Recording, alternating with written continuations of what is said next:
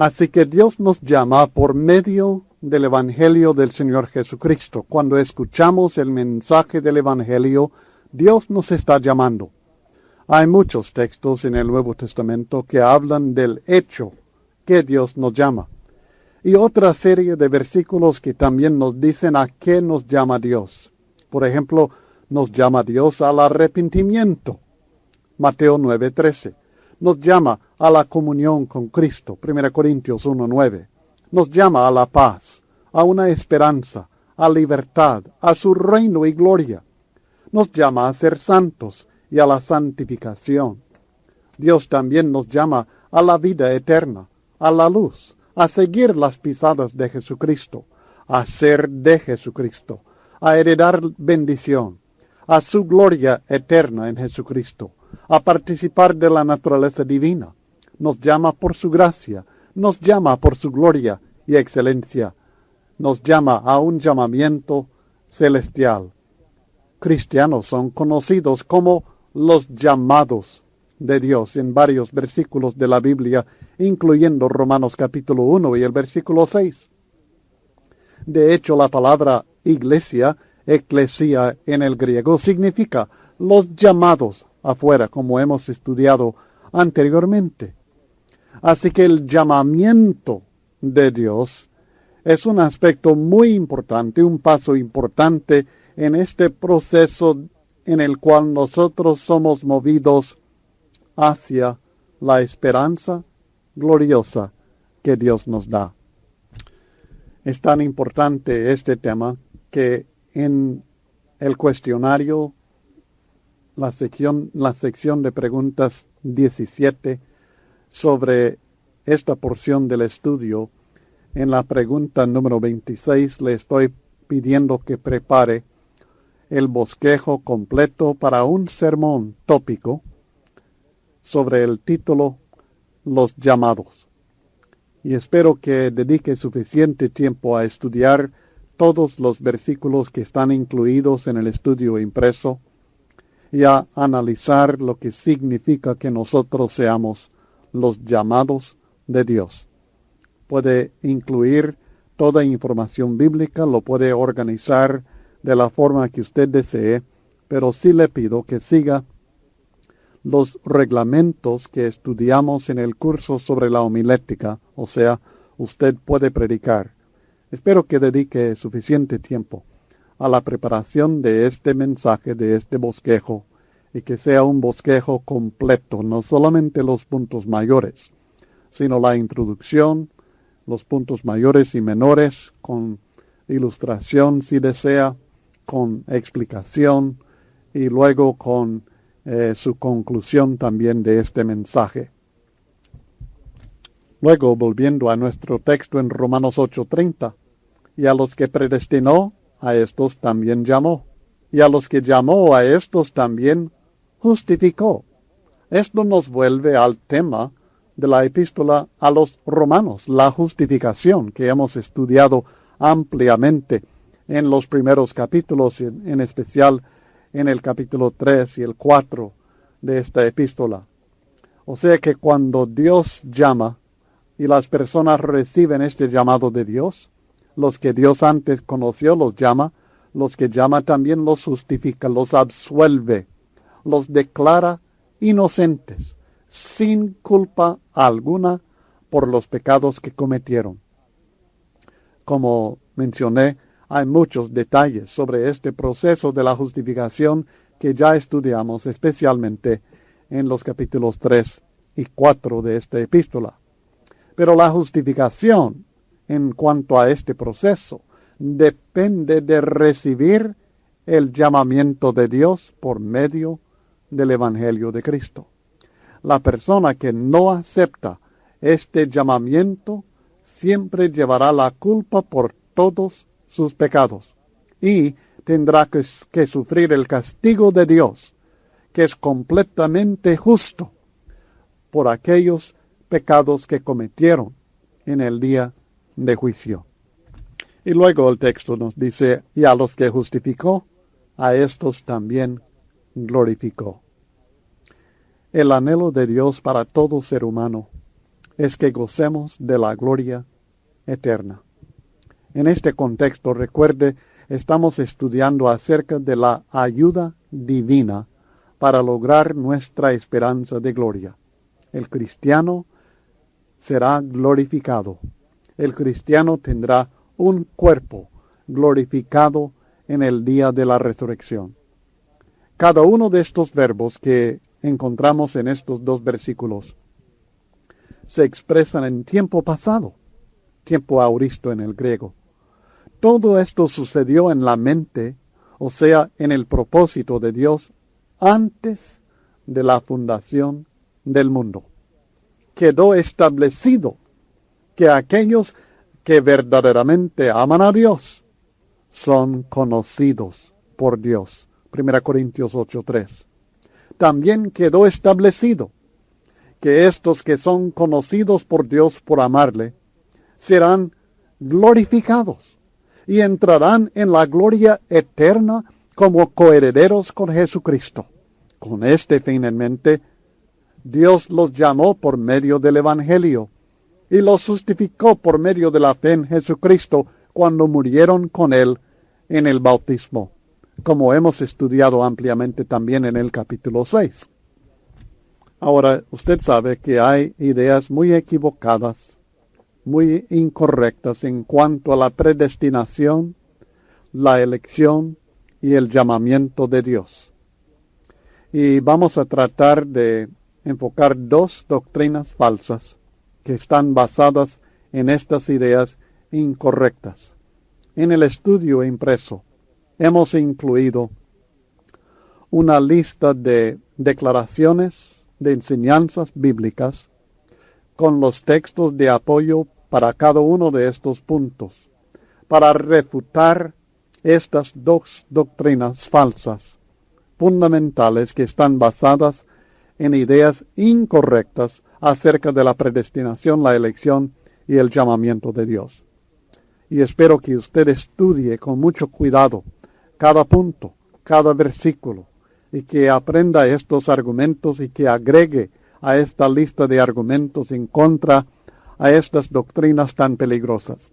La primera es la idea equivocada que Dios da fe solamente a los elegidos y que lo hace por obra directa del Espíritu Santo. Es decir, que las personas que aceptan este concepto creen que la fe es un don de Dios, que es algo que Dios nos da. No es algo que nosotros podemos lograr sin que Dios decida que desee que nosotros tengamos fe, ya que la enseñanza de la predestinación que tienen estas personas es que algunos están predestinados a la salvación y otros a la condenación. Su creencia es que Dios no desea que todos tengan fe, sino solamente los elegidos. Por tanto, Él da la fe solamente a los elegidos, y la da por medio de una obra abrumadora, directa, del Espíritu Santo.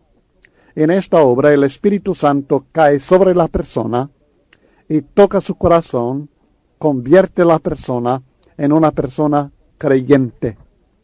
Y automáticamente, por obra divina, sin que la persona por su voluntad lo busque, sin que la persona por su voluntad estudie o escuche necesariamente la palabra de Dios, que el Espíritu Santo de Dios cae encima de esta persona y encima de esta persona le provee de fe.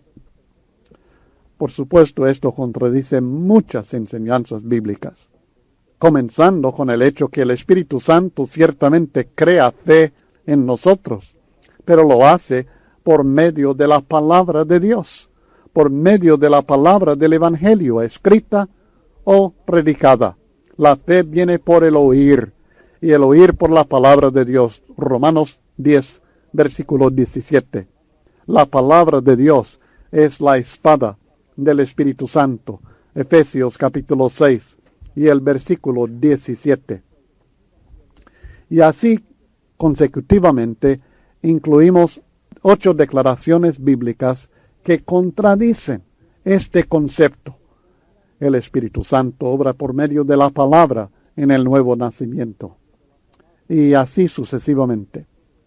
Pero usted puede leer y estudiar todo esto en detalle en el estudio impreso. La segunda doctrina falsa que quiero explicar es que Dios ha ordenado inmutablemente todo cuanto pasa en el mundo, incluyendo nuestra santidad o maldad, o sea, nuestra salvación o condenación. Que Dios mismo decidió lo que va a pasar en este mundo. Él decidió si usted se va a levantar esta mañana. Él decidió si al levantarse usted va a tomar café o jugo o leche o nada. Él decidió si al salir de la puerta usted va a ser buena persona o mala persona.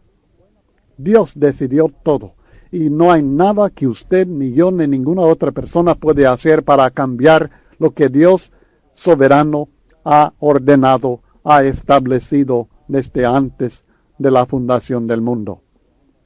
Por supuesto, esto también contradice muchas enseñanzas bíblicas y hemos incluido varias enseñanzas bíblicas y los textos bíblicos que los apoyan para que usted vea lo falso de este concepto.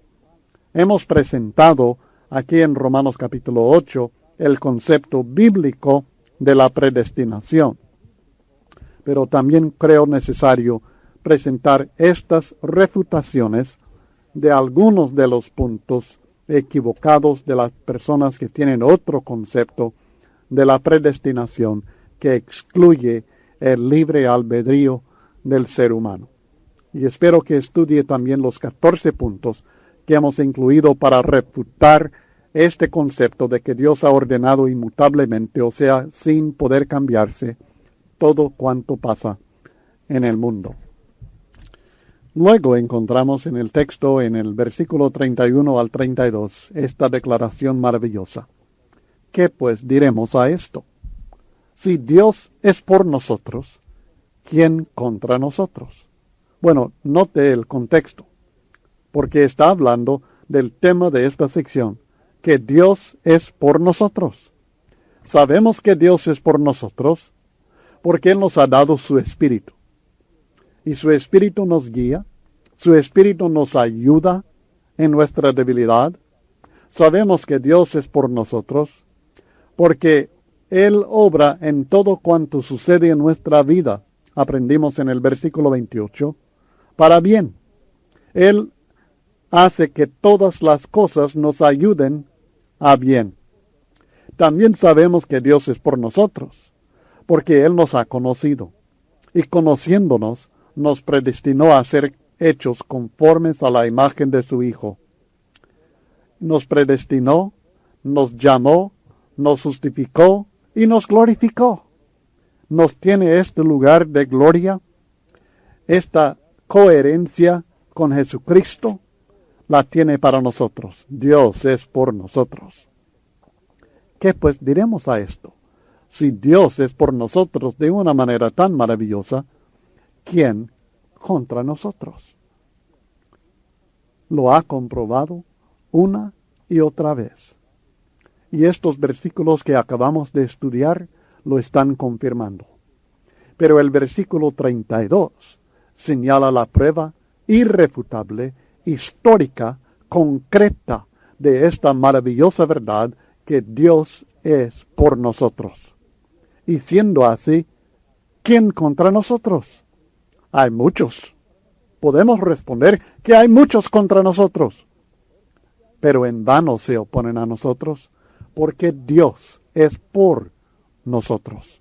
Nuestra victoria es segura, y esta es la confianza que Dios quiere que nosotros tengamos. Cuando miremos nosotros alrededor y vemos todos los problemas que tenemos, las tribulaciones de la vida, aquellos que se oponen a nosotros, nuestros enemigos, aquellos que desean vernos tropezar, cuando contemplamos nuestra propia debilidad y nos damos cuenta que no somos lo que debemos ser, ni lo que queremos ser, Cuando nosotros consideramos todo esto que hay contra nosotros, no obstante, Dios quiere asegurarnos que no hay duda de la victoria que nosotros tendremos, porque Él es por nosotros. Es por esto que nosotros somos más que vencedores. Esta pregunta, ¿quién contra nosotros?, se presenta en más detalle en los versículos 33 al 39. ¿Quién nos acusará? ¿Quién nos condenará? ¿Quién nos puede separar del amor de Dios? 3 preguntas. Ampliando esta pregunta, ¿quién contra nosotros? ¿Quién que sea contra nosotros nos puede acusar? Responde a la pregunta el texto. ¿Quién nos condenará? Hay algunos que quisieran. Satanás ciertamente desea, pero ¿cómo puede hacerlo si Dios es por nosotros? El texto responde. ¿Y quién nos puede separar del amor de Dios? No solamente trata de personas, sino también de ángeles y fuerzas como la tribulación, la angustia, la persecución, el hambre, la desnudez, el peligro, la espada y la muerte misma. Y nos asegura que si Dios es por nosotros, nadie nos podrá vencer. Nadie nos podrá acusar, nadie nos podrá condenar y nadie nos podrá separar del maravilloso e infinito amor de Dios. La prueba irrefutable que tenemos nosotros de esta ayuda divina se encuentra en el versículo 32. Y esto es lo que hace que la religión cristiana, la confianza de nuestra fe, no sea una mera filosofía positiva de la vida, no sea sencillamente el sueño o el anhelo idealista del corazón humano, sino que nos da una prueba, un hecho histórico concreto en el cual basar nuestra fe, nuestra confianza, nuestra esperanza, nuestra seguridad de la victoria.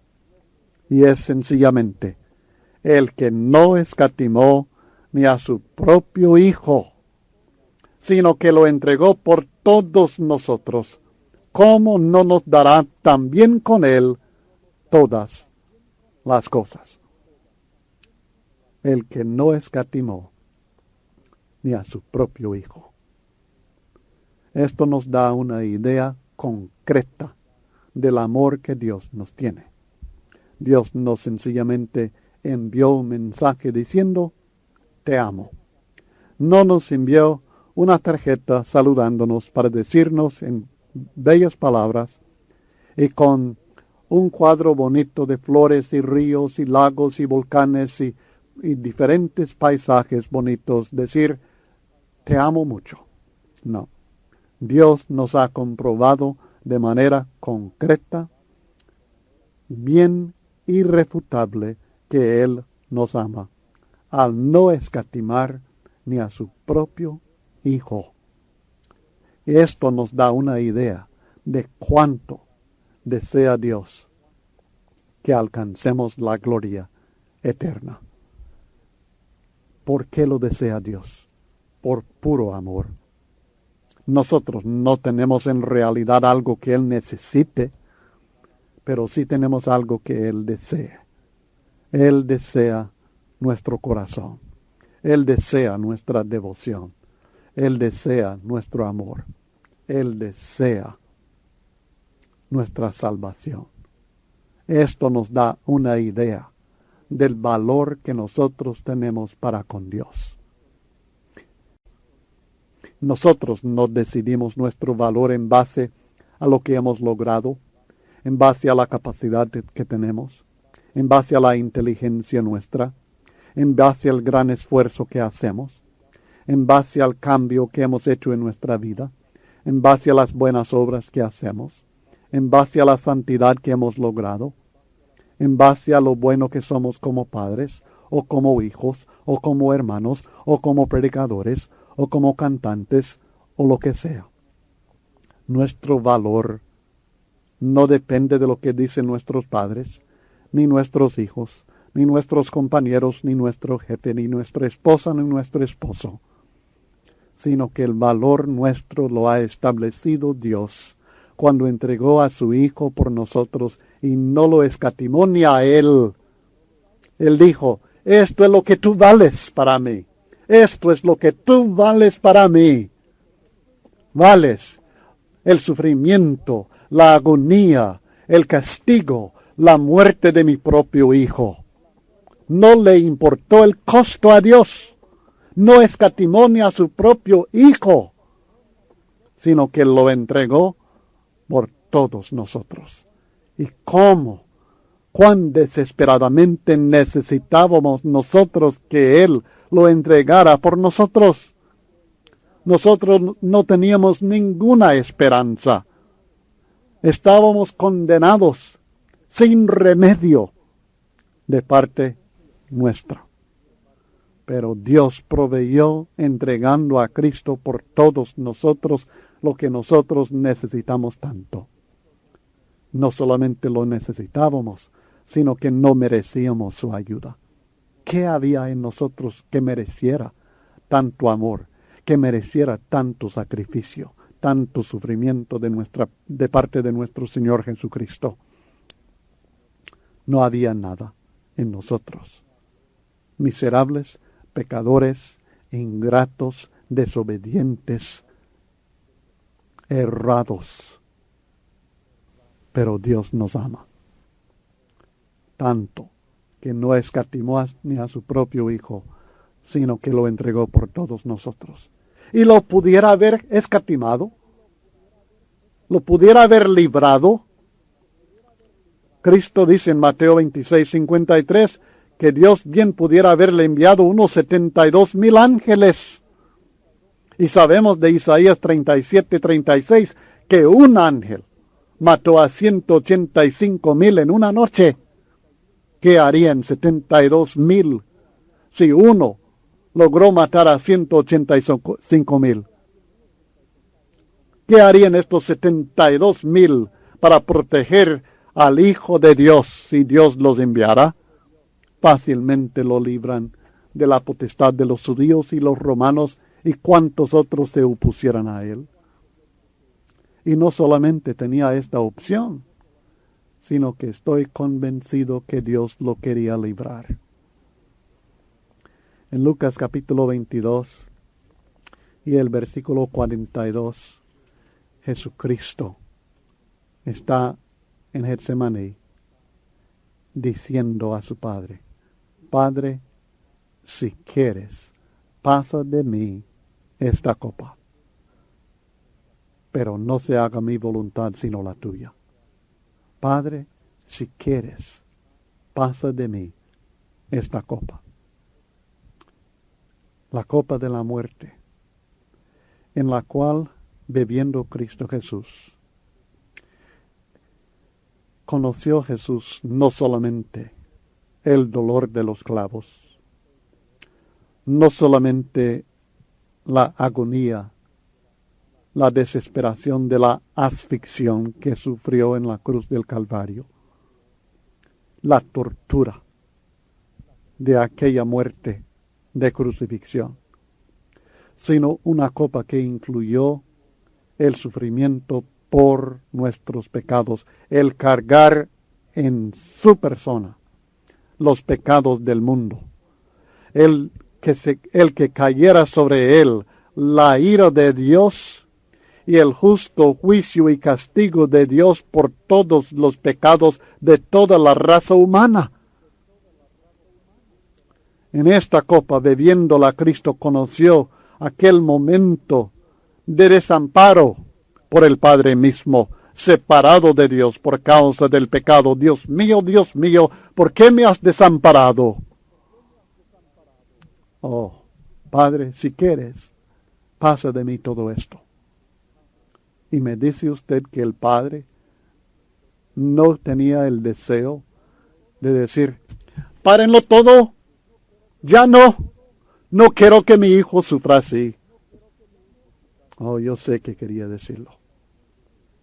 En Hebreos capítulo 5 y el versículo 7, hablando de aquella noche de agonía y del clamar de Jesucristo a su Padre, la Biblia dice, Cristo en los días de su carne ofreciendo ruegos y súplicas, con gran clamor y lágrimas, al que le podía librar de la muerte, fue huido a causa de su temor reverente.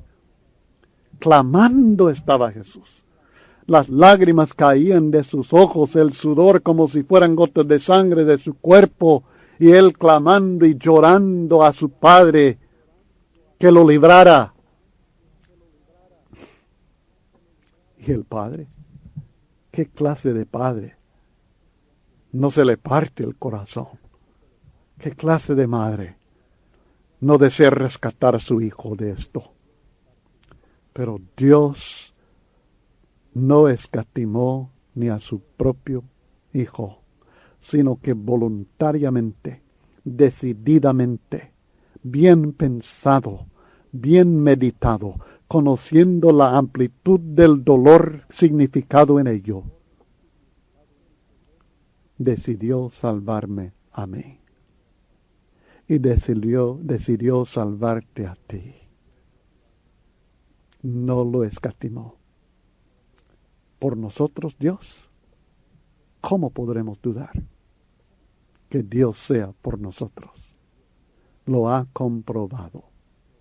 Y si nos ha dado esto, y esto es el argumento del apóstol Pablo, si nos ha amado tanto, y lo ha comprobado de forma tan concreta, tan completa, que no escatimó ni a su propio Hijo, sino que lo entregó por nosotros, ¿cómo no nos dará también con Él todas las cosas? Habiendo sacrificado ya a su Hijo por nosotros, cualquier otro favor que necesitemos no le cuesta. Habiendo demostrado la profundidad de su amor por nosotros, cualquier otro acto de amor que necesitemos está asegurado. Ya todo lo demás es poco comparado con lo mucho que ya hizo por nosotros. Solamente hemos tocado el tema, y bien pudiera seguir predicando y hablando de esto por horas, hermanos, porque es un tema tan maravilloso y es la esencia del Evangelio, que es también la esencia, el centro de nuestra confianza, de nuestra seguridad. El amor de Dios, el sacrificio de Cristo, la victoria de la resurrección. Este mensaje céntrico debe ser el enfoque una y otra vez de nuestra predicación. Lo fue para los apóstoles, lo debe ser para nosotros también, porque es el poderoso mensaje del Evangelio, que es poder de Dios para salvación, no solamente para perdón de pecados, sino para salvación eterna, salvación en gloria para nosotros. Esto es lo que nos anima, nos mueve, nos conmueve, nos motiva, nos impulsa hacia adelante. Así que entramos en más detalle. ¿Quién contra nosotros? Primero, ¿quién acusará a los escogidos de Dios? La protección de toda acusación. El texto dice, Romanos 8, 33 al 34. ¿Quién acusará a los escogidos de Dios? Dios es el que justifica. ¿Quién es el que condenará? Cristo es el que murió, mas aún el que también resucitó, el que además está a la diestra de Dios, el que también intercede por nosotros. ¿Quién acusará? Hay muchos acusadores del cristiano. Nuestra propia conciencia nos acusa. Esto lo estudiamos en Romanos capítulo 2 y el versículo 15, sin que tengamos conocimiento aún de la ley de Dios.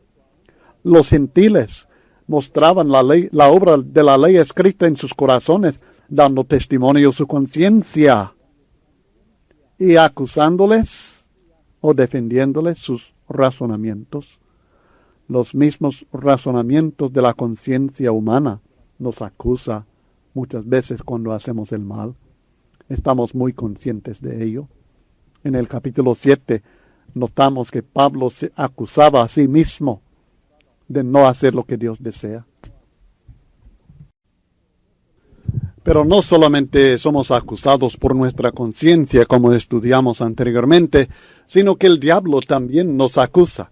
acusaba a Job, en Apocalipsis 12, versículo 10, se presenta como el acusador de los hermanos. Y él quisiera condenarnos, quisiera acusarnos de maldad. La ley de Dios, como hemos estudiado en los primeros 3 capítulos de Romanos, nos acusa de ser pecadores.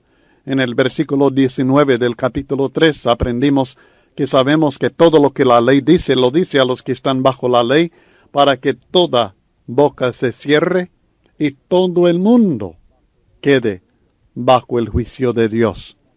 La Biblia dice en el versículo 9 del capítulo 3 que pues somos nosotros mejores que ellos en ninguna manera, pues ya hemos acusado a judíos y a gentiles que todos están bajo pecado. Así que cuando Pablo pregunta aquí en Romanos capítulo 8, ¿quién acusará a los escogidos de Dios? No está diciendo que nadie nos acusa. Siempre hay acusadores. Pero el punto aquí es que cuando nosotros somos acusados, Dios mismo provee la respuesta a toda acusación. Y la respuesta es, Dios es el que justifica. Dios nos justifica. Aunque nos acusan los hombres, nuestra propia conciencia, Satanás, la ley misma, Dios declara que somos inocentes. Dios nos declara sin culpa, inocentes de toda acusación. Él es el único que tiene el derecho de condenarnos y Él nos justifica. Si el juez nos justifica, las acusaciones de los demás no tienen valor alguno. Luego en Romanos 8:34 tenemos la otra pregunta. ¿Quién es el que condenará? Nuevamente, la verdad es que quizá muchos nos quisieran condenar. Ciertamente bajo la ley estaríamos condenados. Pero ya aprendimos que en Cristo no hay condenación, Romanos 8:1, para aquellos que andan conforme al Espíritu.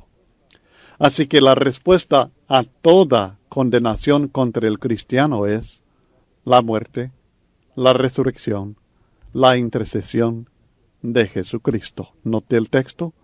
¿Quién es el que condenará? Cristo es el que murió, más aún el que también resucitó, el que además está a la diestra de Dios, el que también intercede por nosotros. La respuesta a aquellos que quisieran condenarnos no es, pero he mejorado, no soy igual a usted, soy mejor que aquel, no hago lo que hace aquella persona, hago muchas buenas obras, he cambiado mi modo de pensar, mi actitud ha mejorado. No, la respuesta, la defensa contra toda condenación es Cristo murió por mí. Cristo resucitó. Cristo está a la diestra de Dios y Cristo intercede por mí. Estas 4 verdades acerca de Jesucristo forman una defensa invencible contra toda condenación que pueda caer contra el cristiano que anda conforme al Espíritu. Cristo murió por nuestros pecados. Cristo resucitó de los muertos. Cristo está sentado a la diestra de Dios y Cristo intercede por nosotros. En su muerte sufrió el castigo de mi condenación. En el capítulo 8 y el versículo 3 encontramos que Dios en la carne de Cristo condenó al pecado. En su muerte, Él nos libró de toda culpa y toda condenación por causa de nuestros pecados. Es maravilloso. Es más allá de lo que podemos en realidad comprender completamente. Pero podemos estar seguros que nuestra defensa contra toda condenación, toda persona, todo espíritu que quisiera condenarnos, es que Jesucristo murió por nosotros. Y no solamente murió, sino que resucitó para nuestra justificación. Romanos 4:25. En relación a nuestra salvación, la resurrección de Jesucristo fue tan vital como su muerte. Es parte de la redención que Dios nos ofrece a nosotros, el asegurar nuestra resurrección de entre los muertos. Con razón dice el apóstol Pablo, y si Cristo resucitó, vuestra fe es vana, aún estáis en vuestros pecados. 1 Corintios capítulo 15 y el versículo 17. La resurrección de Cristo fue necesaria para que presentara su sangre ante el trono de Dios y para que se sentara a la diestra de Dios para interceder por nosotros. Y así Cristo es aquel que está exaltado a la posición de autoridad suprema, a la diestra de Dios, y en este lugar, en esta posición de exaltación, intercede por nosotros. Si el juez es también nuestro abogado, y si este abogado intercede por nosotros, nadie nos logrará condenar.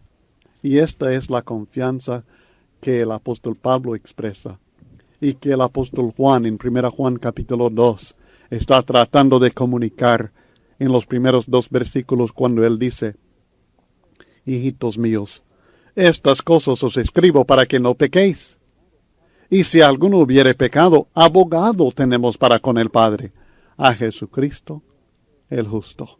Y Él es la propiciación por nuestros pecados, y no solamente por los nuestros, sino también por los de todo el mundo.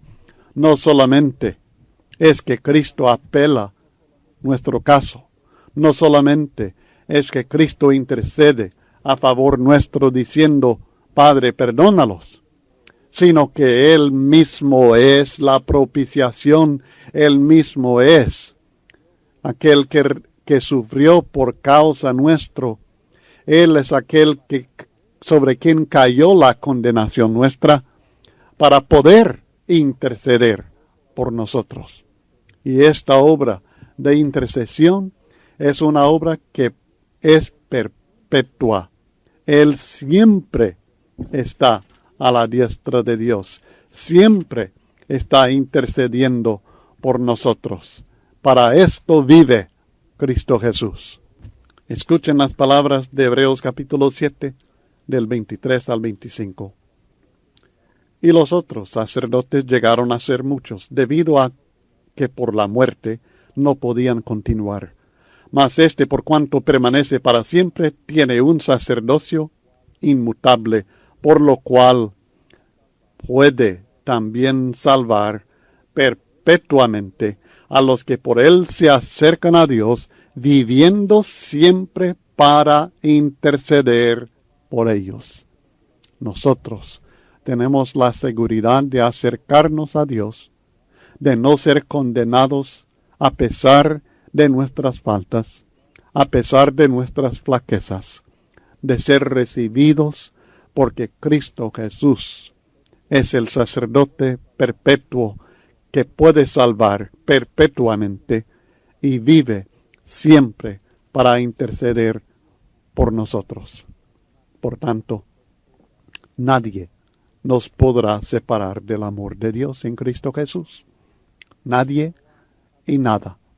No hay adversario, no hay adversidad que pueda separarnos de Dios y de su maravilloso amor en Cristo Jesús. Y esto es lo que nos presentan los versículos 35 al 39 de este capítulo 8 de Romanos.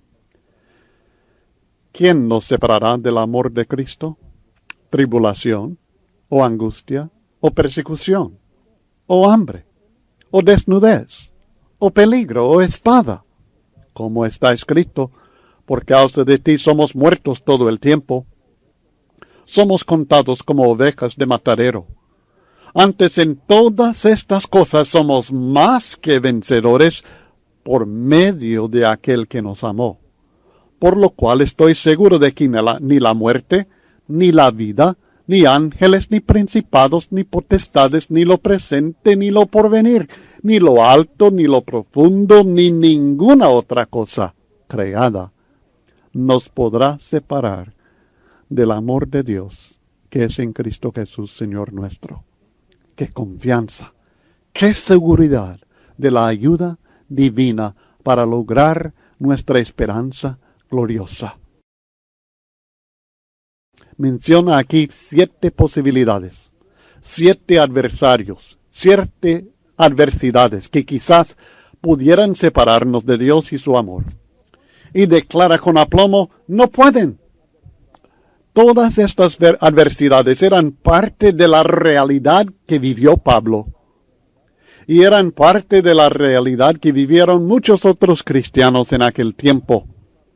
Y aún son parte de la realidad que viven cristianos hoy día.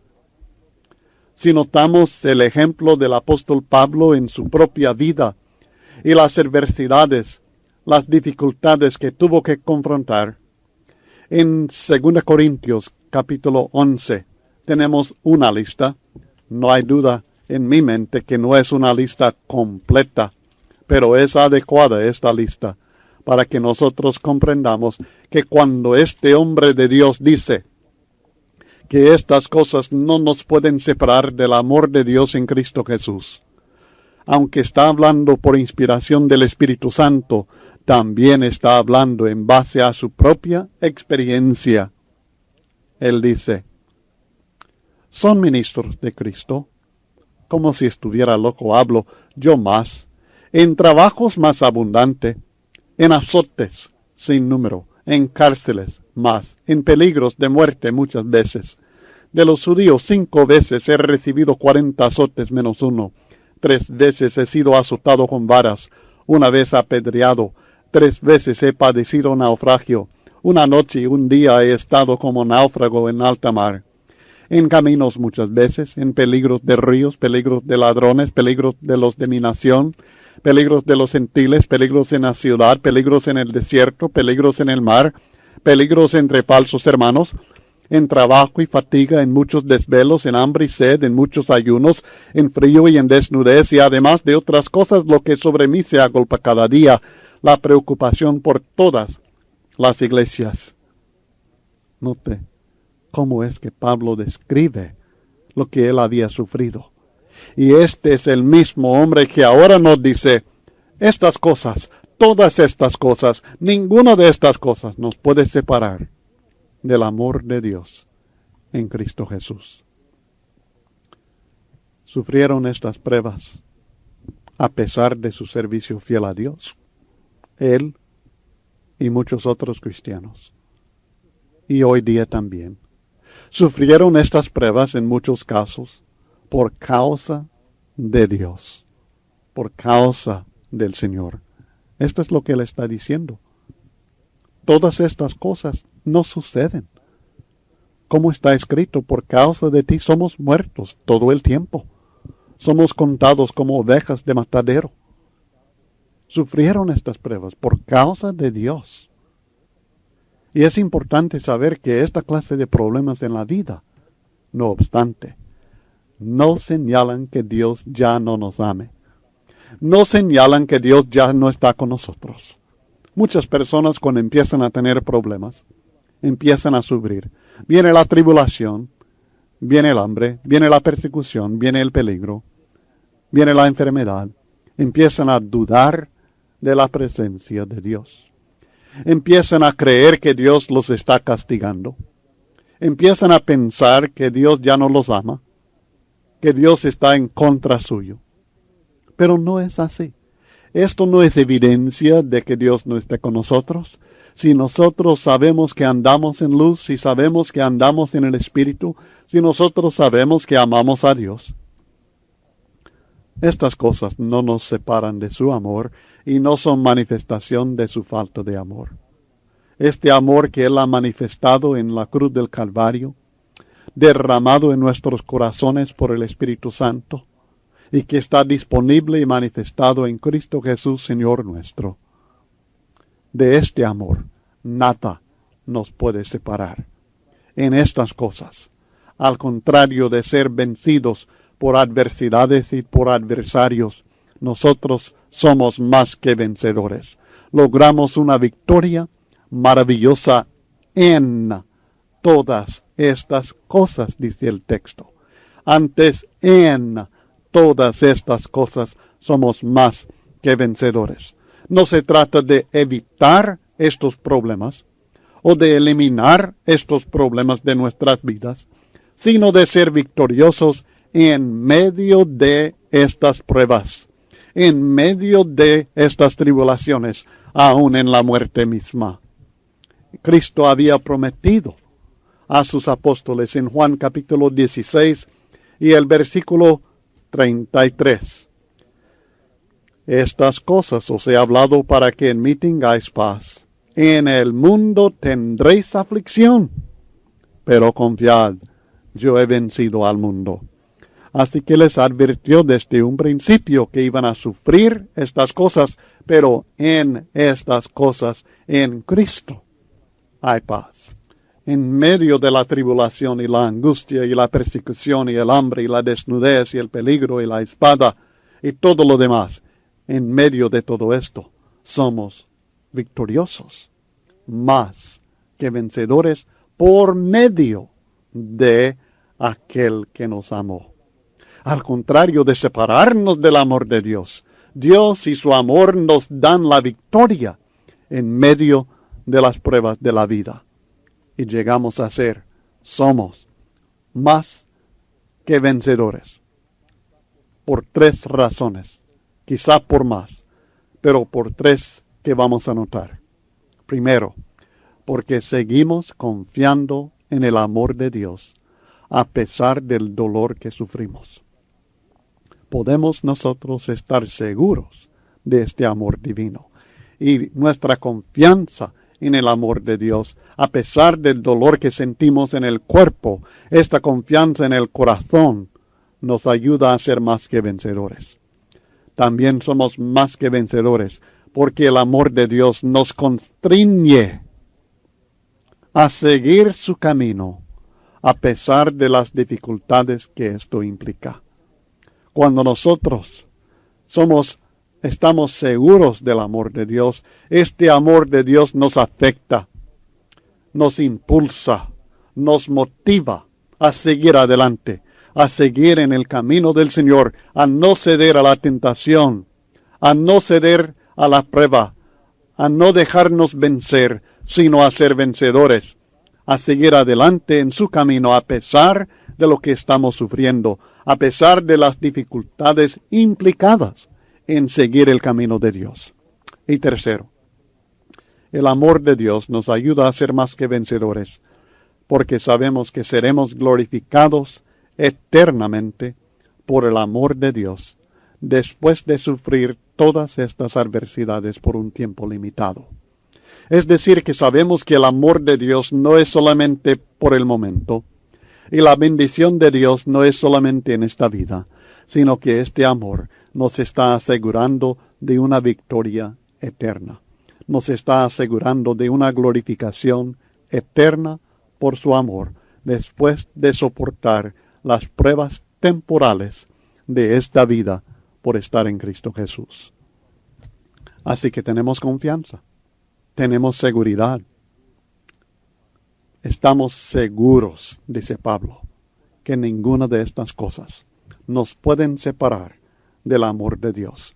Ninguna experiencia nos puede separar del amor de Dios, ni la muerte, ni la vida. Ninguna criatura espiritual nos puede separar del amor de Dios. Hay algunos que temen al diablo, que temen los demonios, que temen los ángeles de Satanás, los diferentes espíritus, que tienen miedo que nos puedan captar.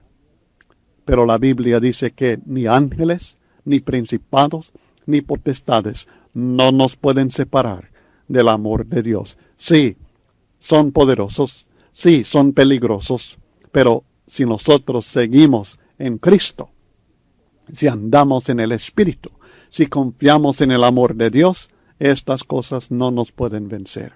Ningún tiempo nos puede separar del amor de Dios, ni lo presente, ni lo porvenir. Ningún lugar nos puede separar del amor de Dios, ni lo alto, ni lo profundo. Usted no se encontrará en ninguna situación, en ninguna experiencia, en ningún lugar, en ningún momento, cuando cosa creada alguna les pueda separar del amor de Dios en Cristo Jesús. Los que son justos por la fe viven con plena seguridad de la esperanza gloriosa. Lo que hemos aprendido en los versículos 26 al 39 es que tenemos ayuda divina para lograr nuestra esperanza gloriosa, nuestra esperanza eterna, nuestra esperanza celestial.